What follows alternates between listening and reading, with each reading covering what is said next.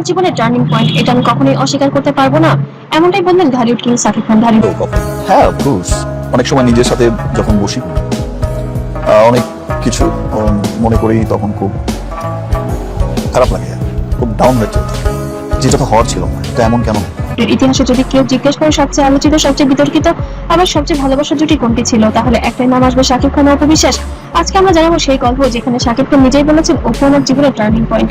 ভুল তো বোধহয় অনেকগুলোই ভুল হয়ে গিয়েছে, অনেক ভুল না হলে হয়তো জীবন আরো অনেক স্মুথ হতে পারতো বা আরো একরকম হতে পারতো।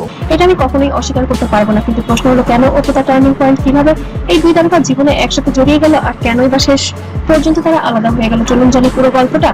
শাকিব খানের জন্ম 28 মার্চ 1979। তিনি একজন বাংলাদেশী চলচ্চিত্র অভিনেতা, প্রযোজক ও গণমাধ্যম ব্যক্তিত্ব। সুপারস্টার শাকিব খানের ক্যারিয়ার শুরু হয় 1999 সালে।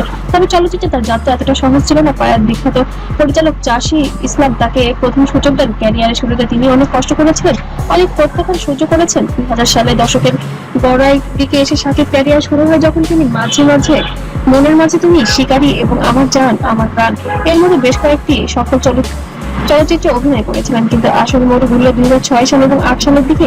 2007-8 সাল থেকে শাকিব খানের ক্যারিয়ারের মোড় ঘুরতে শুরু করে। ঠিক ওই সময়টাই তার জীবনে আসে একজন অপু বিশ্বাস। লাইফের অনেক আপস এন্ড ডাউন দেখেছি আমি, অনেক উত্থানও দেখেছি ক্যারিয়ারের, আবার আমি ক্যারিয়ার খুব খারাপ সময়ও দেখেছি। তো মানে কাছের মানুষকেই চেঞ্জ হতে দেখেছি।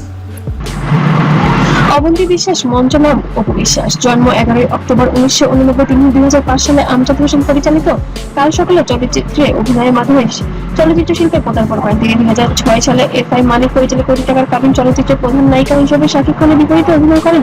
আর এখান থেকে শুরু হয় তাদের রূপালী জুটির গল্প। অপু বিশ্বাস 72টিরও অধিক চলচ্চিত্রে শাকিব খানের বিপরীতে অভিনয় করেছেন। ভাবতে পারেন 72টি ছবি কিন্তু কম নয়। এটি শুধু পেশাদার সম্পর্ক ছিল না, এই জুটি ছিল বক্স অফিসের গ্যারান্টি।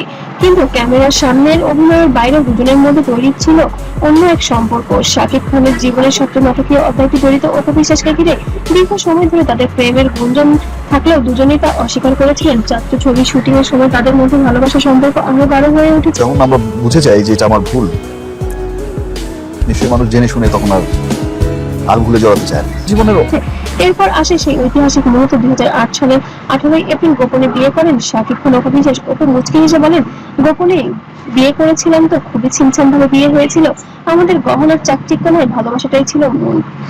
কিন্তু ক্যারিয়ারের সাথে সেই খবরটি দীর্ঘ 9 বছর গোপন রাখা হয়। 9 বছর বিয়ের কথা পুরো দেশকে লুকিয়ে রাখা হয়েছিল। এতটা সহজ ছিল না 9টা বছর বিয়ের সম্পর্ক লুকিয়ে রাখা।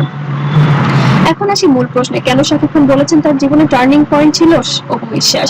অপু বিশ্বাসের সাথে জুটি বাঁধার পর শাকিব খানের ক্যারিয়ার সময়টা যখন খুব খারাপ ছিল বা খারাপ হয়ে গেছে সামহাও, তখন দেখেছি যে কাছের মানুষই চেঞ্জ হয়ে গেছে।